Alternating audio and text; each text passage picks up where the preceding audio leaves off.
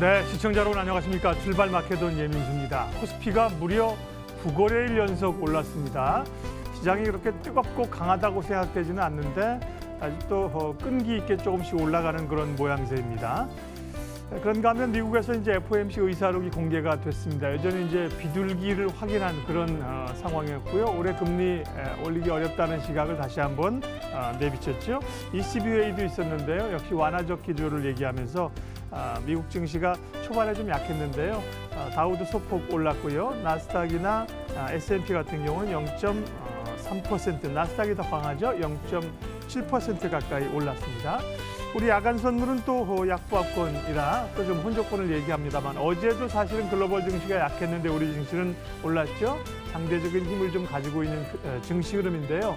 자, 오늘은 또 어떤 흐름을 보일런지 남은 이번 주간 어떻게 대응해야 될런지 이야기 지금부터 풀어가겠습니다.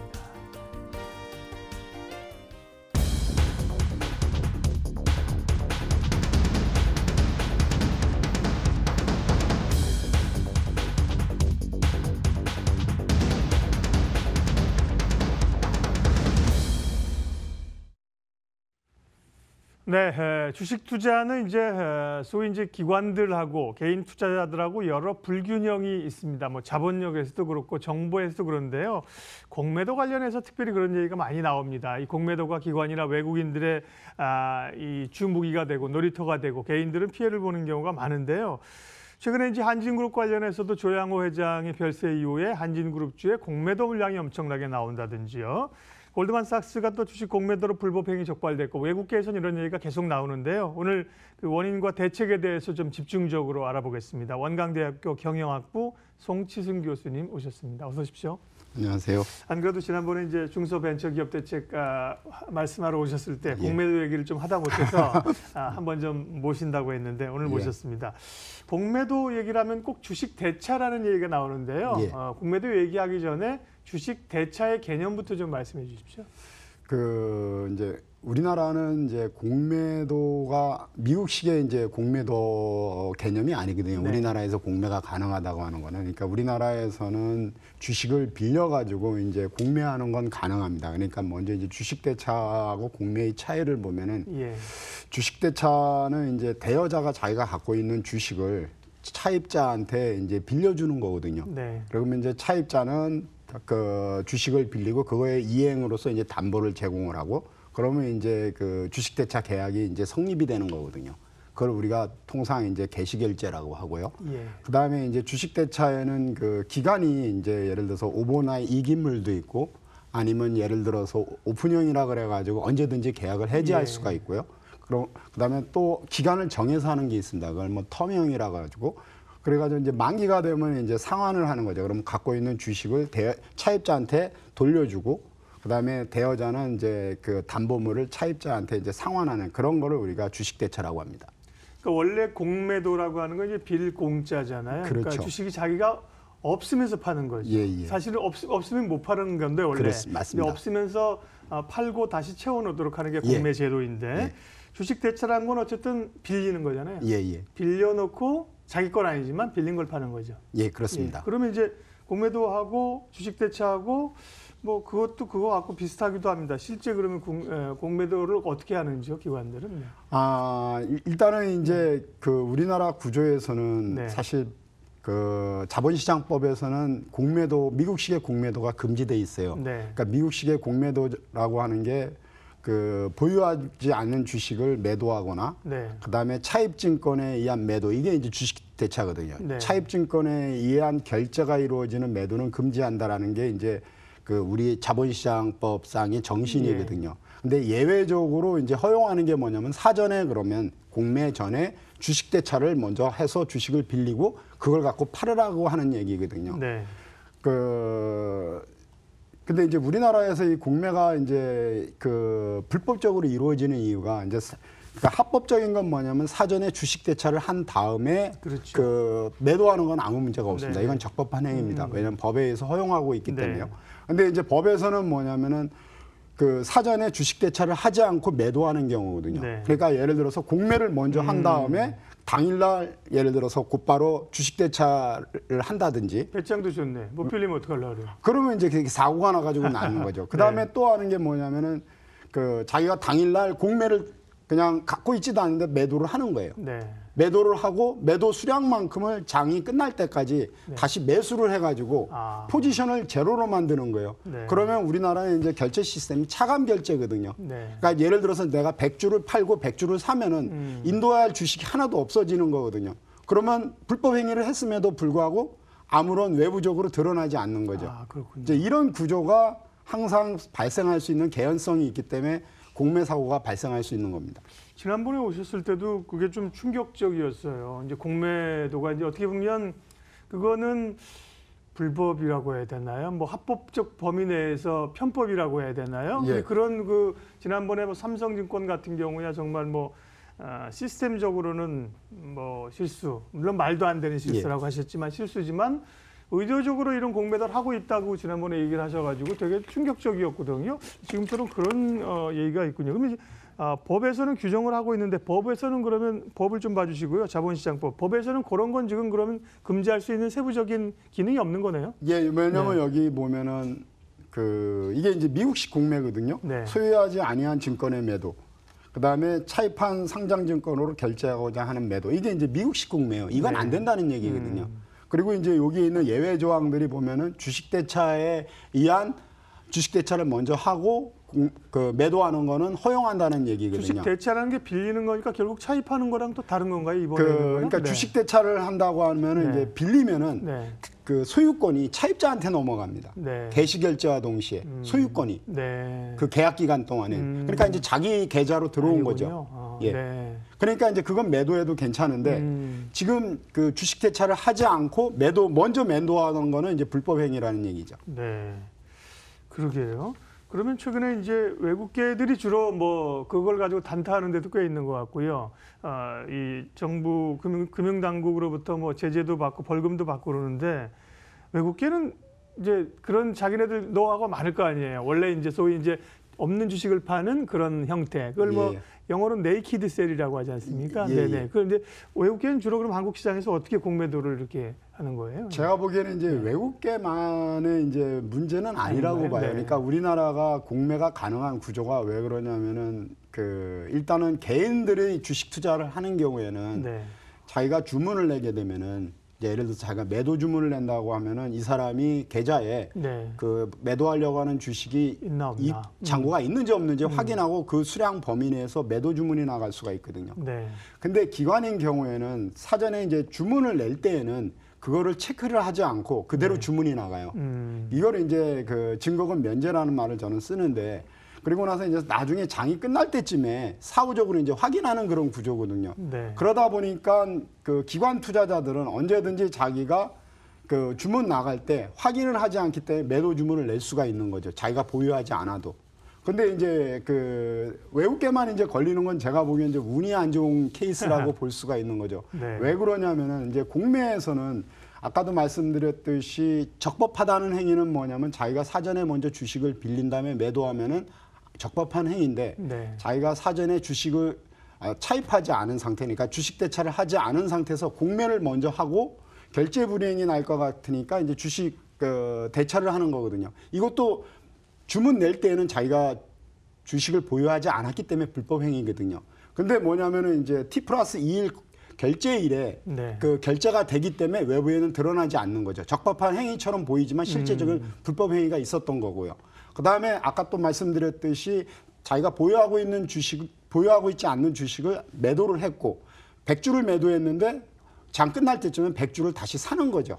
그러면은 자기의 순매도 포지션은 제로가 되기 때문에 예. 분명히 불법 행위를 했음에도 불구하고 당일날 결제 순 포지션이 제로기 때문에 외부엔 드러나지 않는 거죠. 아마 기관 투자자들이 그걸 지킨다고 하면은 불법 행위는 계속 이루어지지만은 공매가 있었다는 건 외부에 드러나지 않는 구조죠. 근데 고드만삭스 같이 이제 이렇게 알려지는 케이스가 보면 이제 예를 들어서 유동성이 상당히 떨어지는 종목들 있지 않습니까? 그런 종목들 같은 경우에는 사실 사기가 쉽지 않거든요. 예. 또 주식 대차도 빌리기 쉽지 않고 이런 종목을 만약에 거래를 했다라고 하면은 이제 외부에 드러날 수밖에 없는 그런 구조가 되어 있습니다. 그 주식을 없는데 파는 건 불법입니다. 예. 그런데 일단 없는데 팔고 잠깐 나기 전에 다시 사는 거니까 불법은 불법인데 안 걸리는 불법이네요. 그렇죠? 그쵸, 외부에 드러나지 않는 드러나지 않는. 예, 예. 그러니까 횡단보도를 건너는데 건너다가 교통경찰한테 걸리면 불법인데 예. 아무도 없을 때 살짝 걸리는 거는 불법인데 안 걸리는 거죠. 그렇죠. 예. 그다음에 아니면은 다른 사람들이 보지 않은 거죠. 나는만 싹 지나가고. 그러게요. 예. 네. 그러면 이거는 지금 말씀하신 그건 이제 뭐 어쨌든 그렇게 할 수 있다. 지금 제도 내에서 예. 안 걸리니까 할 수 있는데 문제는 개인 투자자들은 못 하잖아요. 개인 투자자들은 못 하죠. 할 수가 그러니까요. 없는 구조죠. 왜냐하면 개인 투자자는 증거금을 체킹하고 들어가기 때문에. 그런 형평성의 문제라든지 물론 뭐 기관들이 주로 자본시장에서 거래를 하는 큰 주체 세력이니까 편의를 봐주는 거겠죠. 근데 그런 이 불공정에 대해서는 좀 해소할 소지가 있지 않습니까? 네. 해소할 수준은 네. 있습니다. 네, 근데 네. 먼저 그러면 왜 증거금을 체킹하지 않는가와 네. 관련해서는 저도 많은 생각을 해봤는데 이 증거금을 체킹을 하지 않을 어떤 다른 뭐 이렇게 그 경제적 이유는 없는 것 같아요. 네. 단지 이제 과거로부터 그냥 묵인해온 관행이 아닌가라는 그런 생각이 들거든요. 네. 그러니까 증거금을 체킹하지 않는 뭐랄까 정당성이랄까 아니 이런 거는 확보하기가 어려울 것 같고요. 네. 지금 이제 사실 보면은 뭐 주문 거래 전달과 관련해서 사실 기관 투자자에 대해서 체킹을 한다 하더라도 이게 전산상으로 이루어지거든요. 예. 그리고 요즘 IT 기술이 엄청나게 그러게요. 발달했기 때문에 제가 보기에는 체킹하는 시간이 마이크로 세컨일 것 같거든요. 그러니까 네. 수백만 분의 1초라고요. 그러니까 눈으로 거의 확인이 안 되는 시간에 체킹하고 주문이 나가면은 사실 이런 불법 공매가 안 되는데 왜 체킹을 안 하는지 저도 그건 좀 답답한 것 같습니다. 교수님, 그리고 어차피 내용 자체가 사실 쉽지는 않거든요. 예. 그러니까 저는 좀 가능하면 좀 편하게 여쭤보고 그냥 편하게 얘기를 하려고. 그러면 말씀하신 그런 불법적, 걸리지 않는 불법적 공매들을 통해서 기관들이나 외국인 투자자들이 정말 쏠쏠하게 돈을 벌고 있는 겁니까? 네. 그거는 제가 보지 않아서 말씀드릴 네. 수는 없지만 이제 거래소가 네. 불법 공매도와 관련해 가지고 조치 위반 사항이라는 게 있습니다. 예.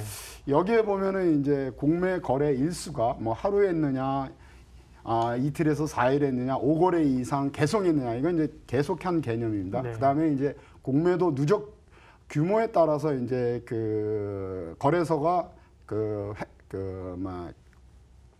회원이나 아니면 이제 기관 투자자들한테 이제 조치한 사항이거든요. 그럼 예를 들어서 5거래일 이상 계속 공매도를 했고 누적 규모가 이제 10억이 초과됐다라고 하면 60일간 이제 계속 매도 증권이 있는지 사전에 확인하고 이제 주문을 이제 처리를 한다는 이런 얘기거든요. 네. 요 조치 사항이 있다라는 게 보면 뒤집어서 얘기하면은 이렇게 꾸준하게 며칠 연속 하는 사람들이 있다는 공매가 거죠. 있었다는 거를 스스로 간접적으로 이렇게 나타내는 건 아닌지 하는 그런 생각이 들거든요. 왜냐하면은 밖에는 드러나지만 않지만 우리 구조에서는 증거금을 체킹을 하지 않기 때문에 개연성은 존재한다는 겁니다. 그래서 이게 얼마인지는 사실 눈으로 알 수는 없죠. 네. 보니까 하겠죠. 네, 보니까 하고 네, 이제 조심스럽게 이제 학자시기 때문에 조심스럽게 얘기하는데 아니 그렇게 계속했는데 뭐 손실 나고 돈이 안 되면 안 되겠죠. 근데 결국 이제 그럴 우위에 있으니까 말이에요. 예. 개연성은 항상 있는 게 뭐냐면 이제 우리나라 같은 네. 경우는 해치 펀드가 이제 그렇죠. 규모가 점점 커져가고 있거든요. 네. 근데 사실 해치 펀드 규모가 커지면서 주식시장에서 차별적으로 수익 확 창출한다는 게 사실 쉬운 구조는 아니에요. 왜냐하면 네. 시장이 경쟁 구조로 가다 보니까. 그렇죠. 그러니까 이제 해치 펀드 같은 경우 수익을 남기려다 보면은 자기도 모르게 이렇게 이제 불법 공매도를 활용할 개연성은 항상 존재한다고 볼 수가 있습니다. 지난번에 삼성증권에서의 잘못된 배당 사고였습니다. 배당 사고 주문이 아니죠. 그거는 이제 배당 배당 사고에 대해서 그러니까 주식 배당 그러니까 현금 배당을 해야 되는데 네, 주식 배당을 한 거죠. 현금 배당 금액을 주식수로 넣었기 그렇죠. 때문에 엄청난 돈들이 있었고 일부 그 주식이 들어온 걸 순간적으로 파악한 직원들이 예. 호기심인지 욕심인지 그거를 매도했다가 법원의 판결이 났습니다. 어젠가 그제 결국 이제 실형을 받았지만 이제 집행유예가 선정이 됐는데요. 그 사고도 참 어이없다 그러셨잖아요. 예, 어이가 없는 그 사고입니다. 얘기 좀 해주시면 그러면 이제 앞으로는 그럴 개연성이 이제 다 사라졌습니까? 네. 일단은 제가 보기에는 우리나라 이제 당시에 이제 그 거래 시스템의 문제거든요. 예. 아까도 말씀드렸듯이 그 주문을 내기 위해서는 사실 보면 이제 자기 잔고가 이제 계좌에 있어야 하고, 근데 이제 그 삼성증권의 그 직원이 삼성증권한테 미안하지만, 그러니까 이제 증권회사 직원이 주문을 냈다는 건 이건 기관 투자자 주문이 아니거든요. 네. 개인 투자자 주문이거든요. 자기 주식으로 입고가 됐기 때문에요. 네. 그럼 증거금 체크가 된 거거든요. 근데 이제 어떻게 증거금이 체크가 되면서 이제 주식이 들어왔다는 얘기인데 이건 사실 있을 수 없는 일이라는 얘기죠. 제대로 우리나라 시스템이 작동이 됐다라고 하면은. 왜냐면은 이제 삼성증권에서 그 현금 배당 대신에 이제 주식 배당으로 실수로 이제 그렇게 처리를 한 건데, 네. 그러다 보면 이제 발행 기업에는 이제 발행 주식 총 발행 주식 수가 있거든요. 그러게요. 근데 주식 배당된 총수가 발행 주식 총수를 넘었거든요. 그러면 주문이 안 나가야 되는 거죠. 그러면 배당이 안 돼야 일단 제가 되는 건데. 보기에는 그 우리나라 보면 이제 그 기업의 그 명예개설라든지 이런 업무를 대행해 주는 기관이 이제 예탁원이라든지 네. 하는 이런 기관들이 있거든요.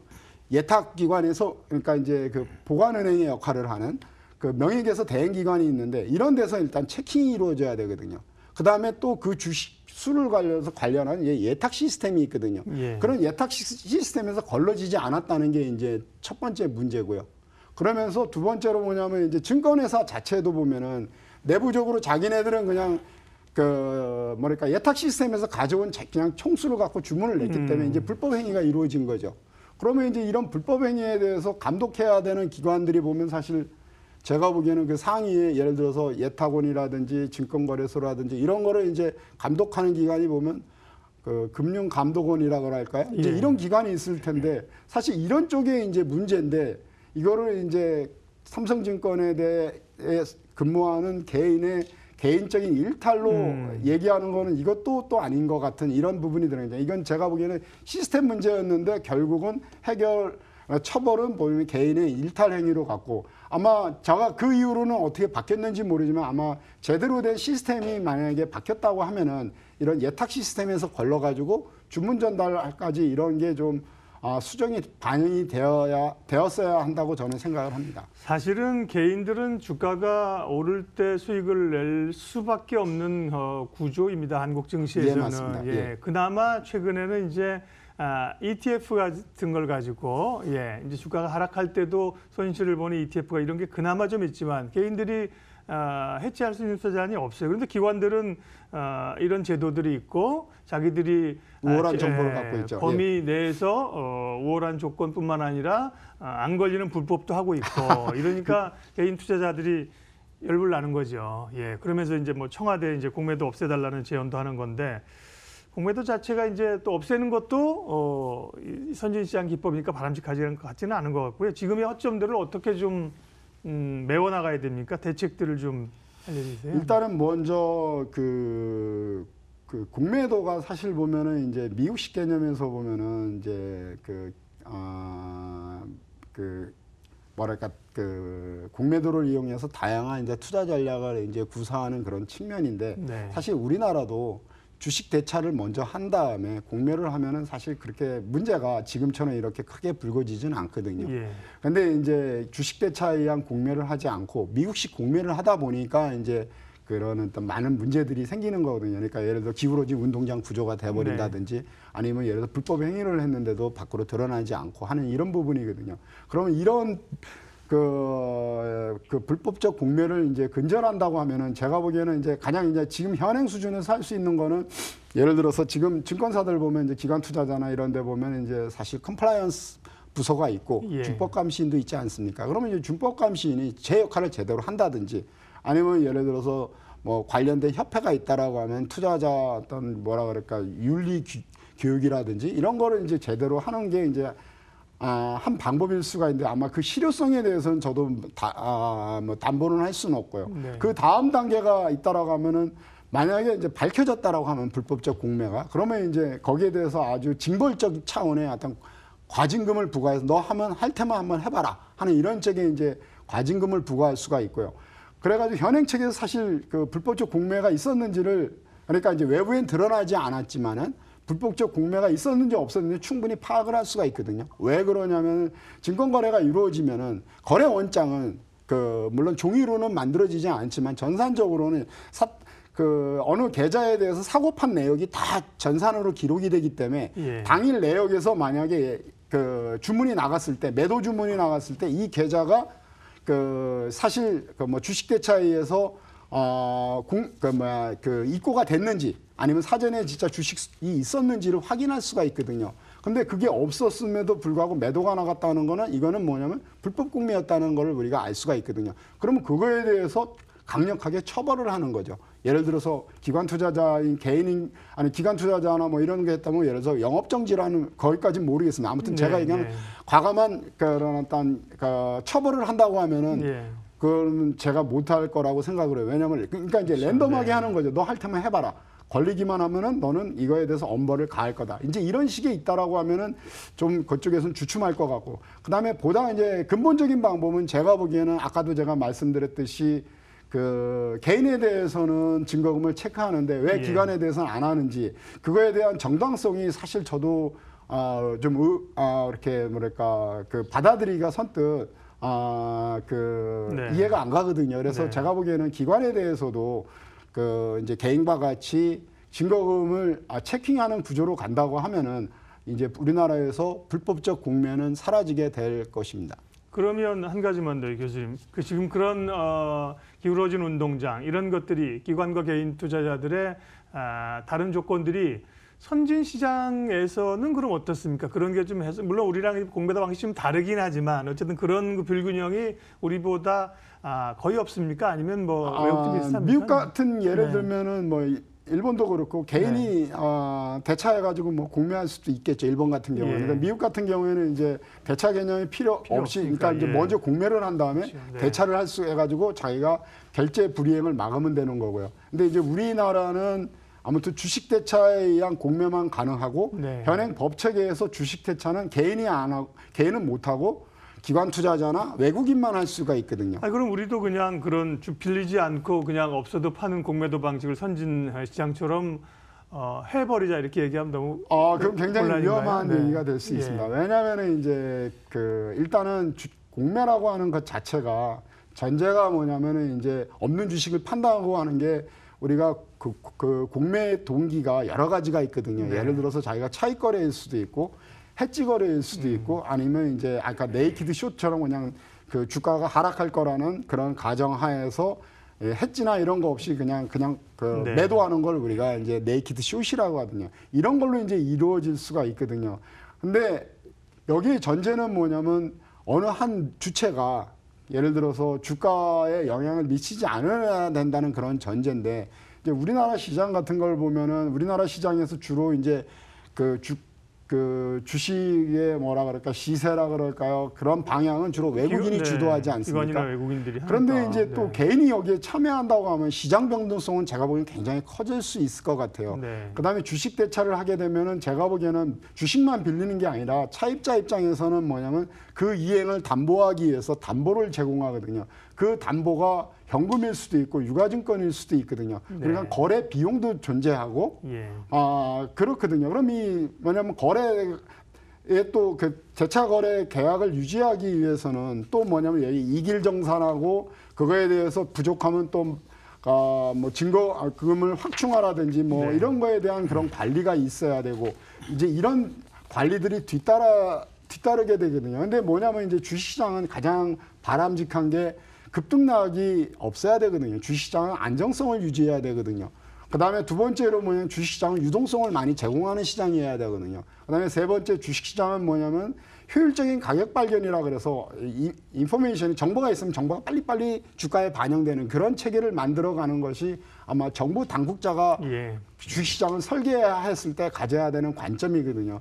그럼 만약에 개인한테까지 주식대차를 허용한다고 했을 때 과연 우리나라의 시장의 변동성이 어떻게 될까라고 하면은 개인에 대한 비중이 많은 시장에서 과연 얼마나 긍정적으로 작동할 건가는 제가 뭐 예, 그거에 대해서 알겠습니다. 연구를 안 해봐서 이게 어느 정도라는 얘기는 못하지만 그냥 시청자 여러분이 판단해 주시는 게 더 좋지 않을까라는 생각으로 저는 제 예. 의견은 이걸로 가름하겠습니다. 그게 또 다른 또 다른 문제입니다, 주제이기 지금. 때문에요. 예, 예. 그건 또 다음에 한번 시간 내서 하시죠. 왜냐하면 이것도 마찬가지예요. 우리는 지금 가격 제한폭이 예전에 제가 한 3%, 4.6%부터 기억하는데 계속 늘어서 15, 지금 30%인데 예, 그렇습니다. 미국 같은 경우는 제한폭이 위아래로 없단 말이에요. 네, 없습니다. 아예. 예, 예. 그것도 사실은 조금 비슷하면서 다른 문제인데 예, 예. 그런 주제는 또 나중에 시간 되면 한번 예, 교수님 그러시죠. 모셔서 얘기하겠습니다. 오늘은 이제 공매도 관련된 이야기 정책적으로 바꿔야 될 것은 무엇인지 원광대학교 경영학부 송치승 교수님과 이야기 나눠봤습니다. 고맙습니다. 고맙습니다.